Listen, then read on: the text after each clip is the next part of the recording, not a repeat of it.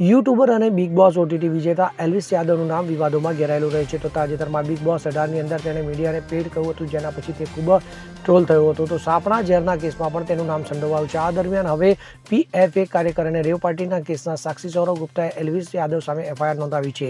Elvis પર સાક્ષીને ધમકાવવાનો આરોપ છે. મળતી માહિતી મુજબ ગાઝિયાબાદના નંદગ્રામ પોલીસ સ્ટેશનમાં એલ્વિસ યાદવ વિરુદ્ધ એફઆઈઆર નોંધવામાં આવી છે. સૌરભે યુટ્યુબર એલ્વિસ યાદવ પર ગંભીર આરોપ લગાવ્યા છે અને દાવો કર્યો છે કે એલ્વિસ યાદવે તેની કારમાં તેની પાછળ તેની સોસાયટીમાં આવ્યો હતો અને તેને ધમકાવવા લાગ્યો હતો. સૌરના કહેવા પ્રમાણે એલ્વિસ ખોટી ઓળખ સાથે સોસાયટીમાં પ્રવેશ્યો હતો અને પોતાની ફરિયાદમાં કામદારે કહ્યું કે એલ્વિસ યાદવ તેને અને તેના ભાઈને માર્ગ અકસ્માતમાં મારી શકે છે. તો આ સિવાય સૌરભે એલ્વિસ અને તેના સમર્થકો પર તેના અને તેના પરિવાર વિશે ફેક ન્યૂઝ ફેલાવવાનો આરોપ પણ લગાવ્યો છે. Bureau report CN24 news. હવે જુઓ દેશ દુનિયાની તમામ ખબરો તમારી આંગળીના ટેરવે.